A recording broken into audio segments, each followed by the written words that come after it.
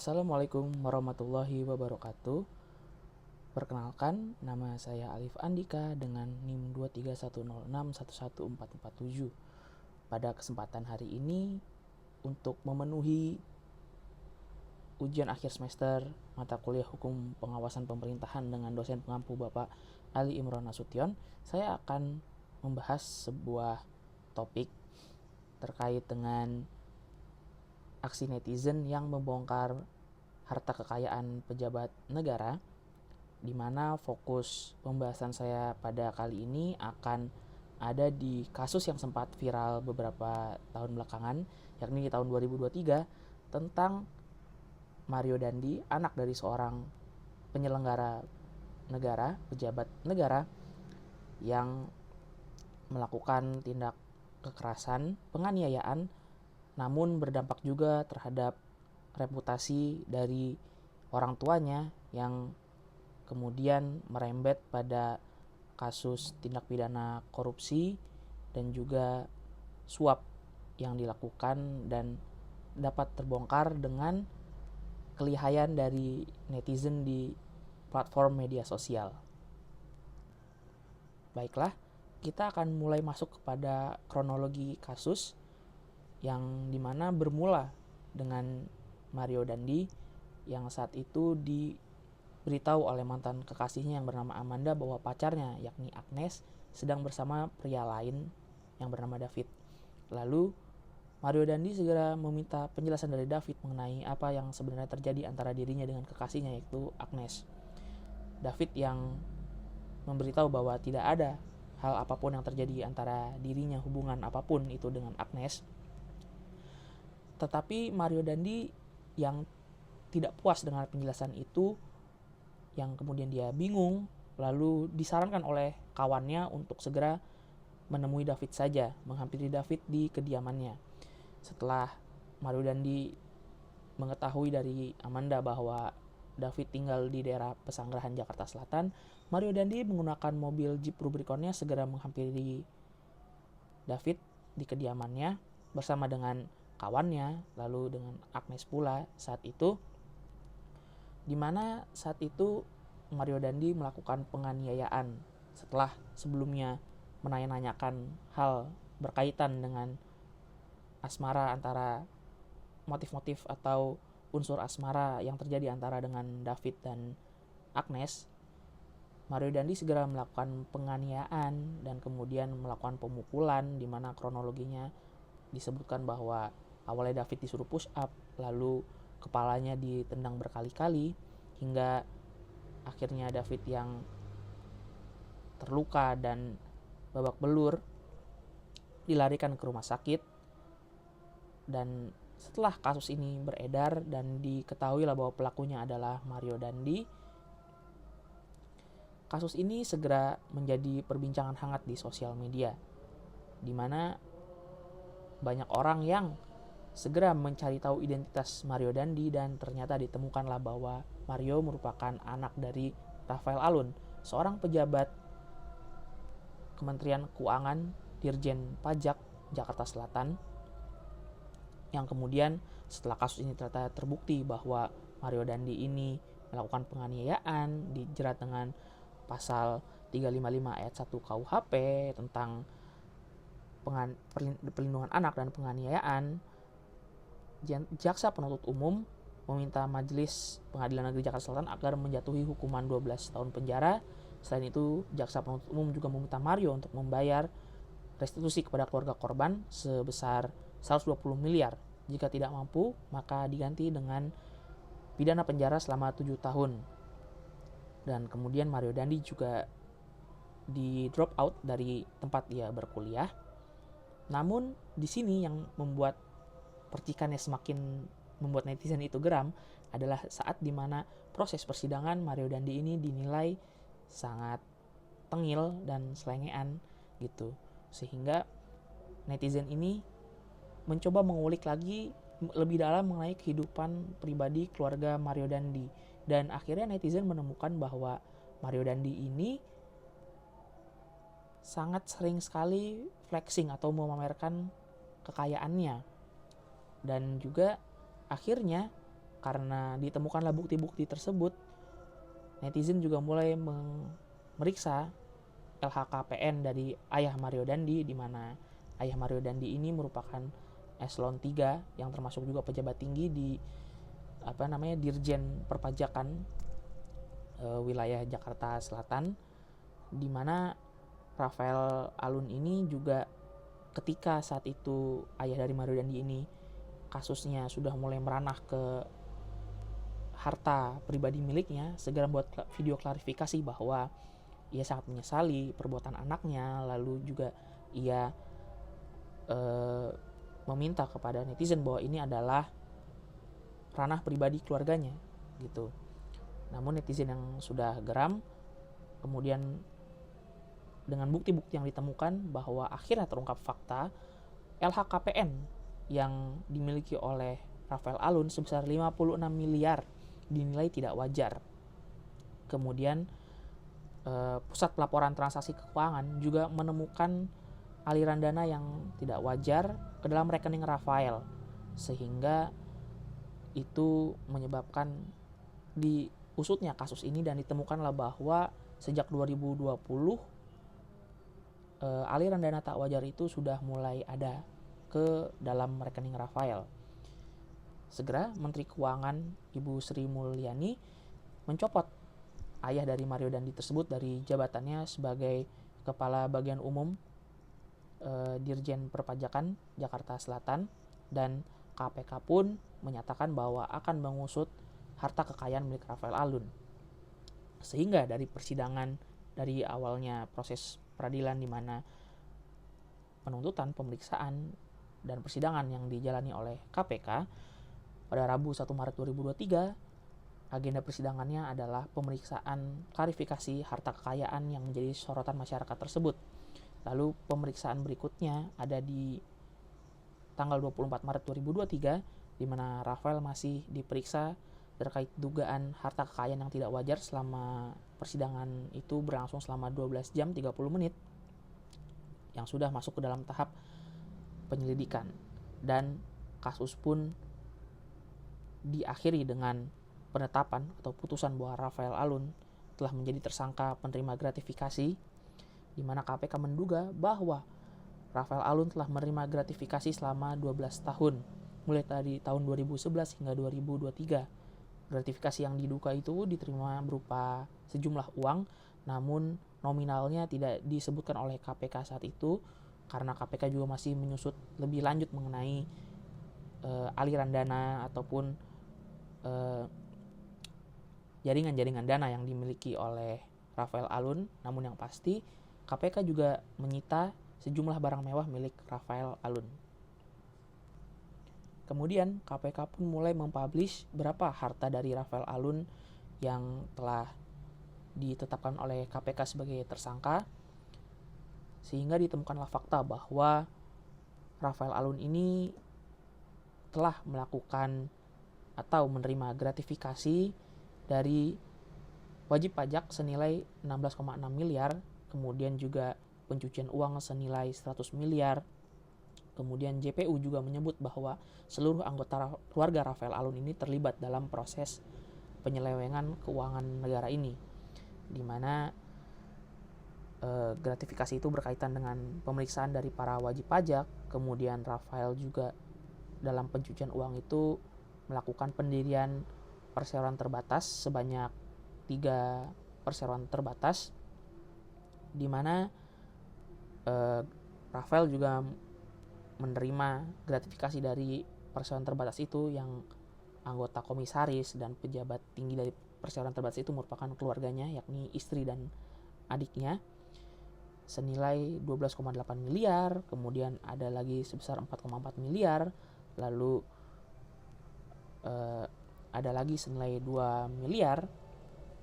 Kemudian pencucian uang itu tidak hanya melalui pembelian aset, namun juga ke sebuah perusahaan penyedia jasa keuangan, di mana komisarisnya lagi-lagi merupakan keluarga dari Rafael Alun.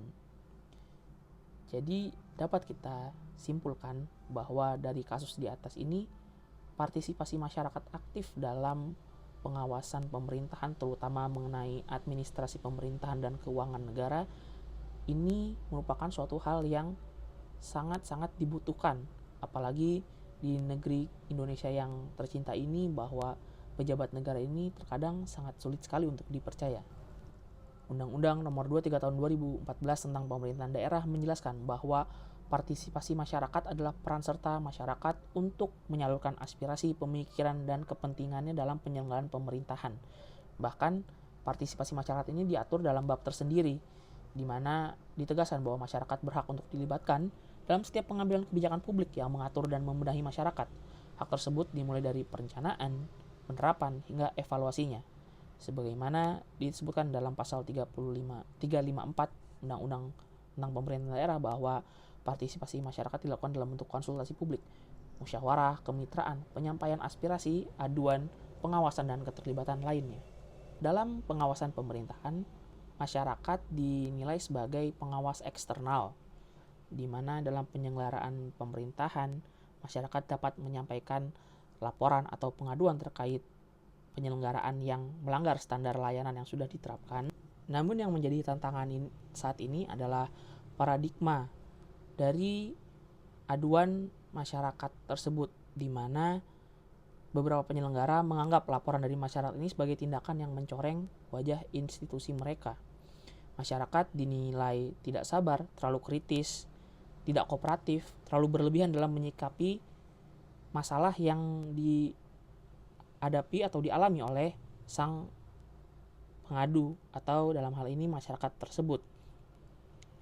Namun, hal yang perlu diluruskan adalah paradigma ini sebenarnya adalah suatu kesalahan, bahwa pengaduan dari aspirasi masyarakat yang disampaikan kepada penyelenggara atau institusi negara tersebut merupakan sarana untuk melakukan perbaikan, di mana masyarakat dianggap sedang melakukan fungsinya sebagai pengawas eksternal, di mana masyarakat yang memiliki hak tersebut sebagai orang yang memakai fasilitas negara sedang melakukan pengawasannya atau penilaiannya terhadap kinerja dari pelayanan yang mereka dapatkan. Seharusnya saran, aspirasi, ataupun kritik dari masyarakat sebagai pengawas eksternal diterima oleh para penyelenggara negara dengan baik dan dengan ramah. Tidak perlu penyelenggara negara ini berpikir bahwa kritik yang disampaikan ini bersifat negatif. Justru kritik yang disampaikan ini dapat menjadi perbaikan untuk kedepannya semakin meningkatkan pelayanan kepada masyarakat, sehingga kedepannya nanti institusi atau lembaga negara ini akan mendapatkan pujian dari masyarakat karena telah memperbaiki kinerjanya dan juga pelayanannya. Ibaratkan bahwa penyelenggara negara atau institusi ini merupakan chef atau juru masak. Kemudian masyarakat adalah pelanggan atau penikmat dari juru masak tersebut. Berarti kan apa yang dikerjakan oleh juru masak ini atau chef ini yang dihasilkan berupa pelayanan publik atau fasilitas publik yang kemudian dinikmati oleh masyarakat sebagai pelanggannya, hanya masyarakat tersebutlah yang bisa menilai baik atau buruknya sajian yang telah diberikan oleh chef tersebut. Berarti kalau nanti dalam penyajiannya pelayanan publik atau fasilitas publik ini dinilai belum baik dan membutuhkan perbaikan, maka sang penikmat pasti akan menyampaikan hal tersebut kepada sang juru masak atau chef. Dan seorang chef atau juru masak yang baik itu adalah yang mampu untuk menerima kritik dari pelanggannya, sehingga nantinya ke depan ketika juru masak ini telah memperbaiki kinerjanya, telah memperbaiki cara bekerjanya, maka ketika masyarakat ini meminta atau datang lagi untuk memakai fasilitas yang nantinya akan disajikan oleh juru masak, maka dapat dinilai bahwa sudah baik karena aspirasi dari masyarakat itu sudah diterima dan didengarkan oleh sang juru masak. Dalam hal ini adalah penyelenggara negara. Pengawasan yang dilakukan oleh masyarakat merupakan mekanisme yang penting dalam menjaga agar pemerintahan tetap berlangsung secara akuntabel, transparansi, dan bertanggung jawab. Karena peran masyarakat tersebut sangatlah penting, apalagi kita di negara demokrasi ini bahwa partisipasi masyarakat dianggap sebagai penyeimbang dalam penyelenggaraan pengawasan pemerintahan, di mana peran masyarakat ini sangat krusial sekali. Pertama, dengan adanya pengawasan dari masyarakat, maka pemerintah akan dipaksa untuk melaksanakan kebijakan secara transparan dan mempertanggungjawabkan setiap langkah yang diambil. Kemudian, partisipasi masyarakat juga membentuk bahwa pemerintah ini harus transparansi terhadap informasi, kemudian administrasi, anggaran, dan implementasi program serta capaian program yang telah dilakukan oleh pemerintah.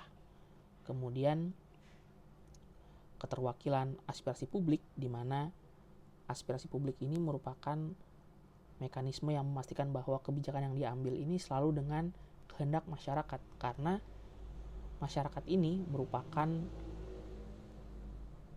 pemegang kedaulatan tertinggi dalam negara gitu ya. Rakyat adalah pemegang kedaulatan tertinggi dalam negara, sehingga para pelaksana atau penyelenggara negara ini seharusnya mendengarkan aspirasi dari masyarakat, di mana kedaulatan tertinggi ini ada di rakyat, dan para penyelenggara negara ini hanya diamanahi untuk mewakili mereka dalam menyelenggarakan negara yang diinginkan oleh rakyat tersebut.